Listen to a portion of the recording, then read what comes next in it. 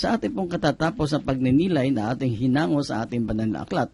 Ngayon po ay patuloy po tayong makinig at tumutok sa ating bagong programang ito at ating pong maririnig ang isang personal na testimonya ng isang kapatid nating Kristiyano Katoliko na kung saan ay kanyang naranasan ang tunay na kabutihan at tulong patnubay ng Diyos sa kanyang buhay bilang isang Kristiyano, bilang isang ina, at bilang isang mabuting mamamayan. Sister Edith Kirel ng Wellmanville Prayer Group. Mapagpalang gabi po sa inyong mga tagapakinig. Bago po ako dumako sa aking pagbabahagi, ay nais ko po na ipakilala ang aking sarili. Ako po si Edith Kirel, 51 years old, asawa ni Billy Kirel, na isa pong civil engineer.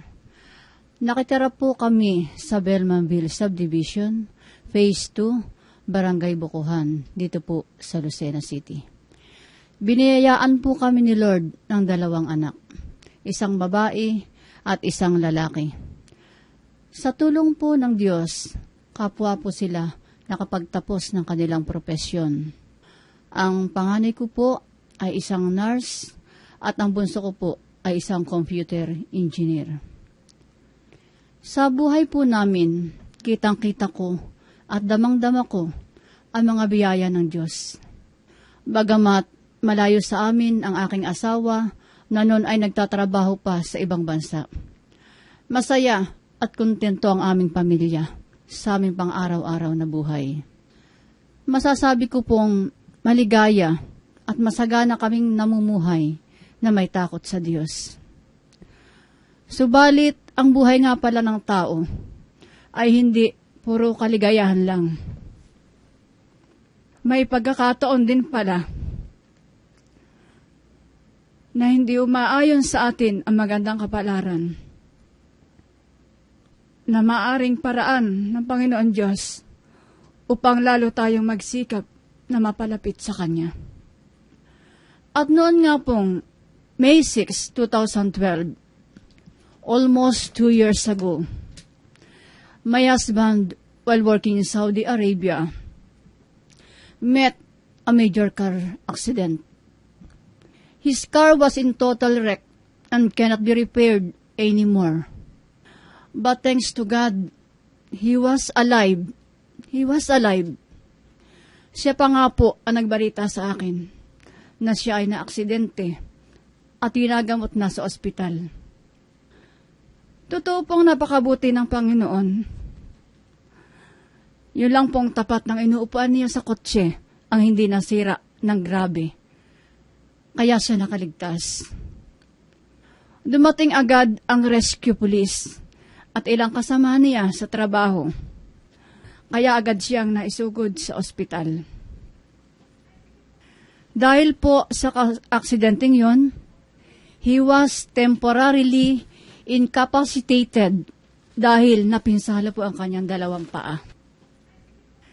1 buwan po siya sa ospital sa Saudi at umuwi siya dito sa Pilipinas ng naka-wheelchair. Ilang buwan din po siyang hindi nakakalakad. Subalit, kailanman ay hindi kami nasiraan ng loob. Patuloy kaming nanalangin at nagtiwala na hindi ka pababayaan ng Panginoon Diyos. At sa tulong din ng panalangin ng aming mga kapatiran at mga kasamahan sa simbahan na natiling buhay ang pag-asa namin na siya ay makakabalik agad sa normal na pamumuhay. Sa pagkalipas po ng 6 na buwan, ay dahan-dahan na siyang nakalakad at nakabalik uli sa Saudi Arabia upang doon na ituloy ang pagpapagaling. Totoo pong napakabuti ng Panginoon. Sa ngayon po ay nandito ang aking asawa sa Pilipinas. Bagamat hindi pa 100% ang recovery niya, siya po ay nakakagawa na na mga bagay na tulad ng dati niyang ginagawa noong hindi pa siya na-aksidente. Purihin po ang Panginoon. Alam kong mahal kami ng Diyos, kaya kami nakaranas ng pagsubok na tulad nito. Sinusubukan lang niya kung gaano katatag ang aming pananampalataya at pagtitiwala sa Kanya. Patuloy nga po ang pagkilos ng Diyos sa aming buhay. Isa pang malaking biyaya na pinagaling niya ang aking sakit sa puso na matagal ko na pong dinaramdam. Ako ay may congenital heart disease, ASD, atrial septal defect, at MVP, mitral valve prolapse.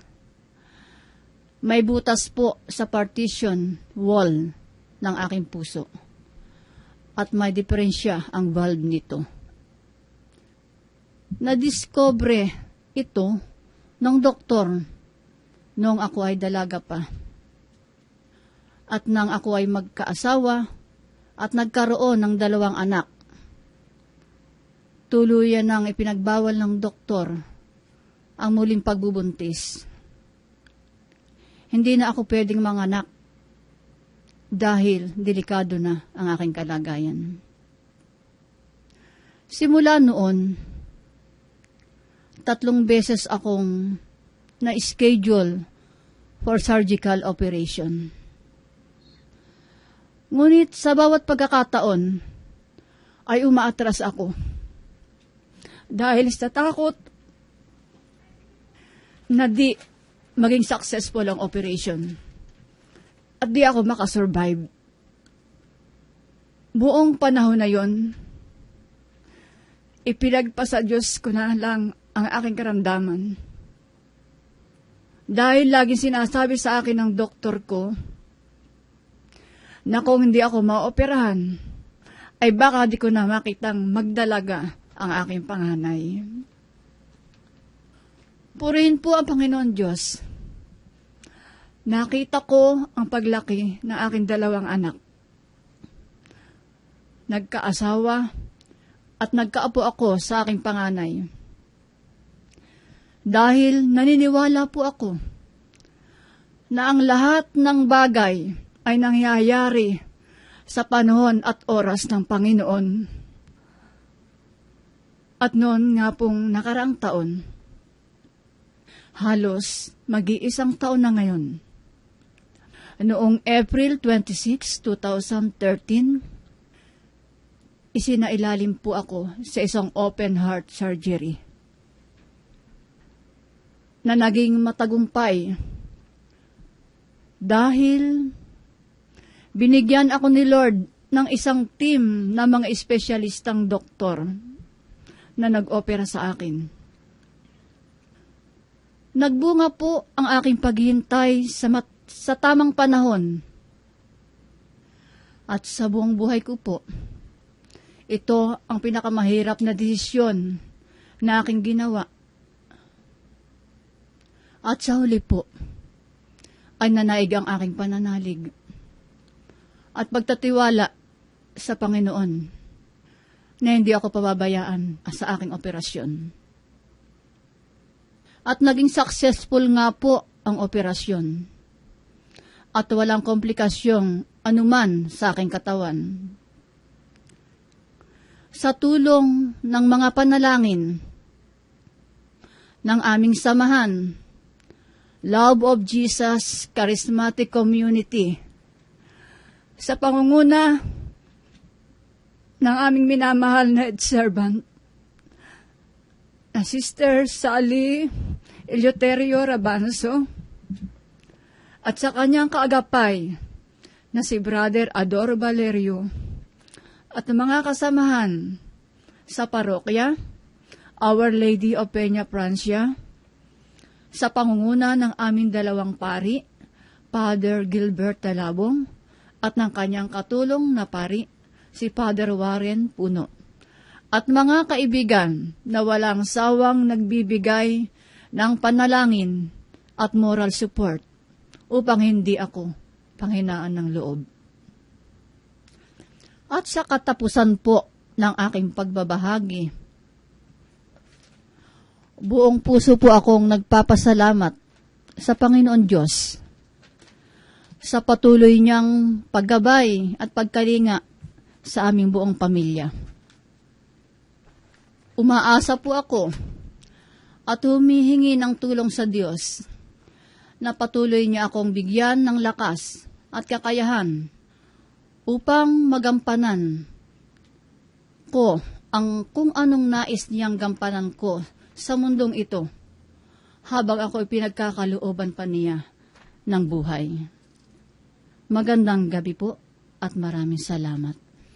Ang narinig po natin katatapos lamang na mga personal na testimonya ng ating kapatid na Sister Edith Querel ng Wellmanville ay isang buhay na patotoo na ang Diyos po nating mga Kristiyano Katoliko ay Diyos na buhay, may kapangyarihang magpagaling, may kapangyarihang magpatawad, may kapangyarihang magbigay ng lahat ng kalunasan sa ating mga problema at hilahil ng buhay. Mula po sa kanyang bibig na galing sa kanyang puso'y kanyang ipinagtapat ang tunay na pagkilos ng kabutihan, kadakilaan ng Diyos sa ating lahat.